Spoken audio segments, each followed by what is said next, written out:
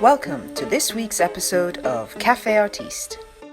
My guest is the hilarious Marsha De Salvatore, founder of Rome's Comedy Club. There are two different types of foreigners to live here. I love Rome so much that I wrote a blog, and every day I post photos of all my great food experience, like the best carbonara. I'm still waiting for fucking Fast Web to work, because it don't work in my house or neighborhood. We went out for a short picnic and had a classic Roman porchetta sandwich.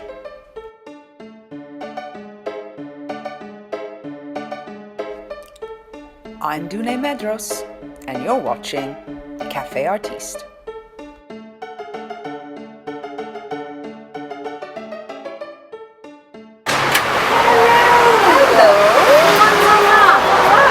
I'm okay. Oh my God, my mask just broke. Thank you. Oh, you're welcome. That's okay. I can fix it. Okay. Yeah. Should we, Yeah, the jokes is down there. All right, Let's go. walk first. Yes. How are you? Like some porchetta sandwiches, a little pizzette. They have a million things. Oh no, it's amazing. Just get it now. That way I haven't seen about 1:15, 1:30. Loro hanno detto dai 24 ai 40. Grazie. Yeah. Ecco, grazie Caro, tanto. prendo 2 di questi sbrigiolati. Cosa c'è dentro? Una sorta di marmellata. Marmellata di briciole e cioccolato perugina. Perfetto. Ecco cara. Grazie. I'm sort of developing a method because I'm not an editor. Oh my learning now, and God, I'm doing so all this. scatty. And And it's no like, all right, patience. just chop that off. You know- put it there. Well, one of the reasons that I did comedy is because I almost don't have patience for theater rehearsals. The very few that I've done, like, I'm like, I really can't sit back here anymore. Is Mackay still gonna be the spot for Comedy. Rome comedy? Well, they're moving to the beach this summer, so Frank, for those, he helps me out with comedy. Yeah. We were talking about it, I think we're gonna try to do it on the beach. I have no idea what it's gonna be like. Yeah, because until we can be inside, but I think even when we can be inside, I think people are gonna have some trauma with COVID. Mm-hmm. They're not gonna want to be downstairs In the basement. in the basement with like circulated air. I remember that time where I did the stand-up. It Yeah. was January of 2020, and COVID was just becoming. Yeah, we made fun a of it. thing. Yeah. The whole show. We had Frank at the door taking temperature, dressed as a fake doctor. And everyone pulled jokes like, this Chinese virus, blah, blah, blah. And then, like literally a week later, pandemic. So we're coming up to this is where I would like to have a show. This is Teatro India, Oh yes. which of is course. stunning.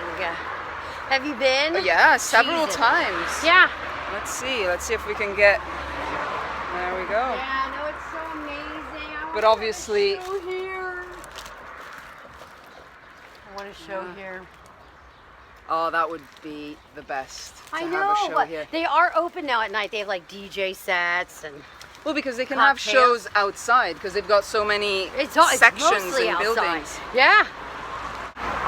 Doing stand-up, if you don't practice what you write, it's like wasted.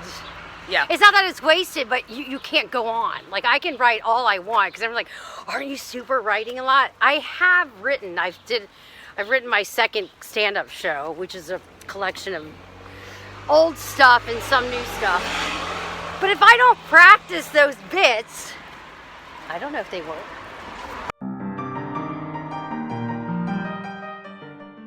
You're right. Extra delicious. It's delicious. But it's not a few cornetti that's the problem. I mean, yeah, I get that, but the eating cookies for breakfast is what No, I puzzles know. me. I need substance when I. But every time I eat this sort of thing, Italians look at me and go, ew, look, I how can you eat savory for breakfast? Parents kind of changed that. My mom still to this day, living in Calabria, has her peanut butter toast every morning, and everyone's like, ew, come si fa mangiare peanut butter. It's so sweet and gross and fatty, but she has it every morning in Calabria. You spoke some dialects, you did? Yeah. Okay. Because we traveled every summer. Every other summer, depending. But yeah, and then my parents in the 90s bought their house that they're living in now in Calabria. So, you know, we had all our family down south. So I spoke with them, but like very broken. Yeah. And then I thought, well, if I want to live in Italy, I need to learn proper. So I went to Perugia, to the university there, and studied Italian. And then then I thought about going back to America. I was like, you know, I'm 30, it's time to settle down, get a job. And then I did go back, and I remember I interviewed for some jobs. I'd studied fashion and marketing.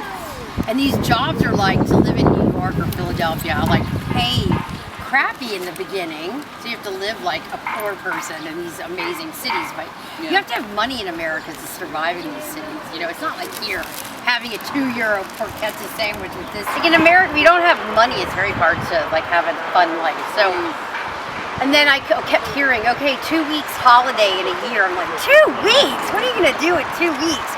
And that's what made me decide, like, I don't want that lifestyle of working really hard and having like no vacation. And you know, I mean, you do get more success in America. It's so much easier. But yeah, that's all you do. And I was like, I'm living in New York in like an apartment with 4 people spending $1,500 on rent. I was like, no, I can live in Italy with less and have this.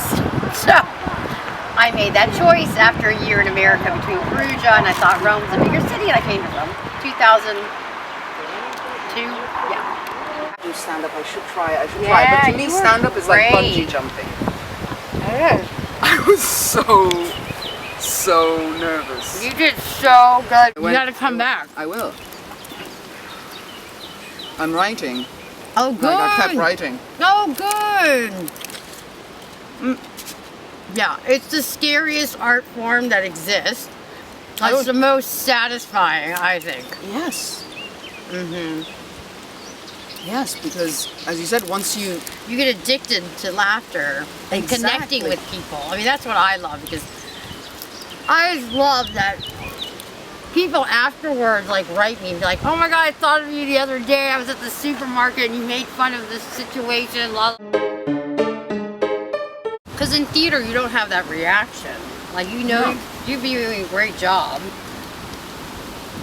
I mean, you can feel the energy from the audience. It's not like it's dead, but... yeah, and laughter if it's... And comedy is just so immediate. You're like, oh, I'm doing really good. Or, oh, shit, I'm bombing. Yeah. I've done the same material that works 99.9% of the time, but I've had it bomb a few times, and I just had it didn't really fly. I just had it a few months ago. It's a certain line I talk about. I introduce my name. It is 99.9 sure that I'll get a laugh, at least in the beginning, and then if I kind of bomb later. And I just did a couple months ago, and the audience didn't even barely answer me. Like, they were just like, and that's when I start actually dying, because when I know that things that supposed to work don't work, then I'm like, oh God, this is not gonna go well. The end. I'm just gonna start shoveling the ground, because I'd like to bury myself.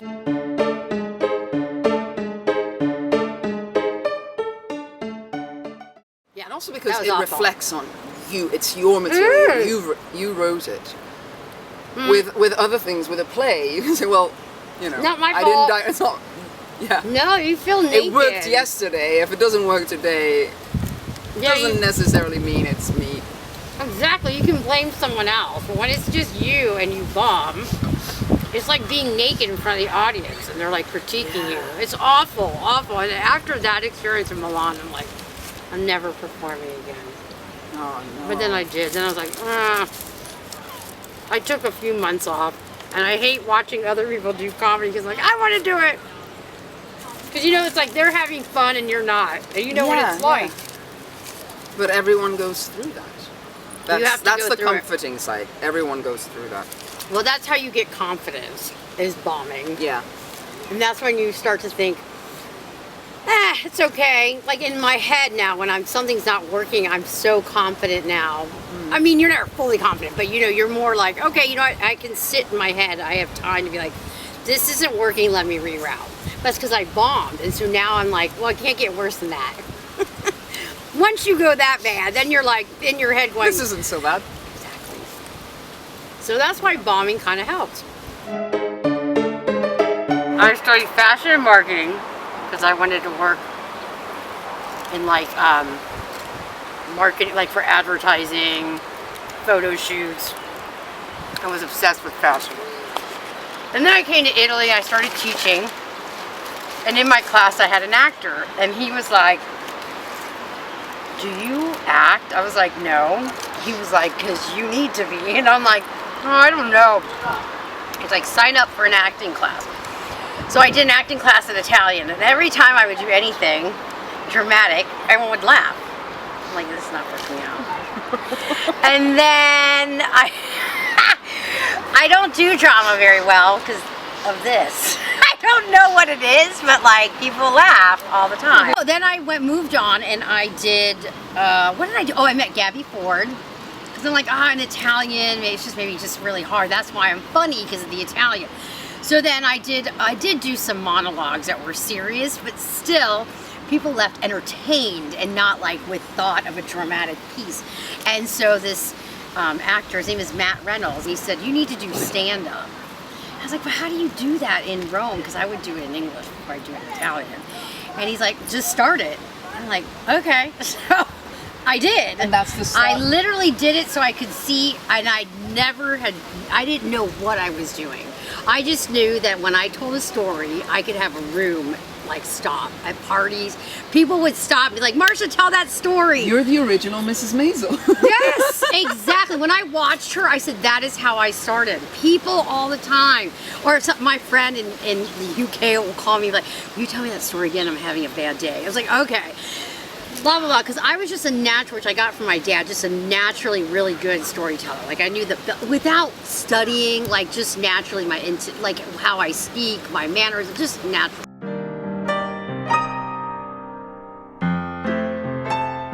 So then I got into it, and then after like 2 years I met, who was like my huge comedy writer guru, Kissy Dugan. She wrote me, she's like, hi, I'm an ex-stand-up from LA, but I married an Italian, moved to Italy, and I haven't done it in years, I'd love to get back into it. And we met, and she was the first person that we would sit and watch my sets, and she would critique it. She was like, you're really good naturally, but you need to do this. She's like, because that's not stand-up, that's storytelling. So I learned really everything from her, like 2 years into it, like just entertaining people without knowing what the hell I was doing. And then she critiqued me, and then later on we went on to work on a stand-up show. No, not sorry, it wasn't stand-up. This is a more serious show with stand-up in it. And we wrote about this sort of problem that I have in my life. I have a blood disease and I need transfusions. And she's like, we're gonna make that funny, and that's your ticket. And I was like, I don't wanna make this funny. And she's tragedy plus time equals comedy. And so we wrote this show, DM55, which is my tattoo. And I won't tell you what it means because you have to see the show. But it talks about my life sort of battling this disease and the importance of donating blood. That's why I exist, because of donors.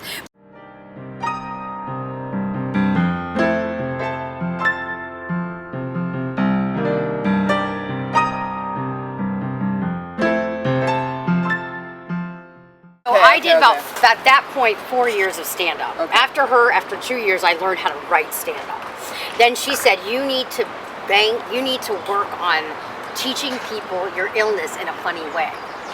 And taking tragedy and turning it, like making lemonade out of lemons. And I'm like, God, how do you do that? Because I was like, I don't want pity. I don't want people to be like, oh, poor her. Because that's not how I live my life. And she did it. She helped me. We sat every week in her kitchen for 4 hours a week for months until we developed a script, and it has the art. Like I would have never been able to, I can't do that kind of show. I can write stand-up, but that is a whole nother. Wow. So she took my story, sad. I mean, my show goes up down, up, down. So it's a mix. It's dramatic, comedy, etc. Then after that, I continued with stand-up, but that's what really kind of gave me some success in Italy. I started traveling because I do it in Italian. And I took it, I was on, Rai Uno, and that just, because the Italians really embraced that. They were like, you just took something sad, because they're not used to that. Yeah. What are English people and Americans doing? Self-deprecating. Yeah. We like to take our worst possible moments and make it funny. Italians don't do that.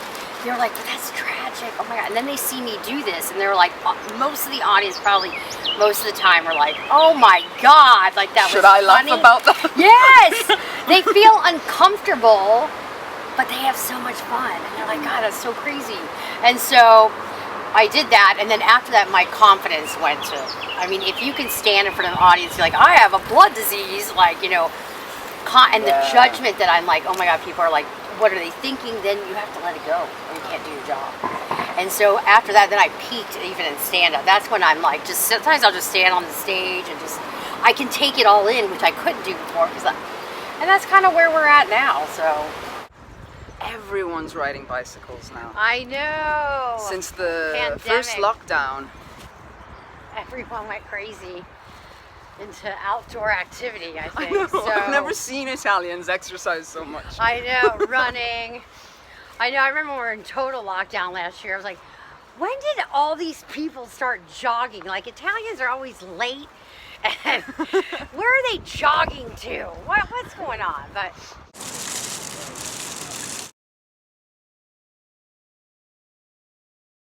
And Aslan texts me and says, I just ran into Marsha. She told me about the stand-up comedy show you're doing. And I'm like, oh no, I didn't want to tell anyone. Oh, that's right. And everyone was like, so, can we come? Can we come? I was like, no. Oh my God, that's right. I told the whole table, I was like, oh my God, is Danae coming? She's in the show Friday. And they're like, what?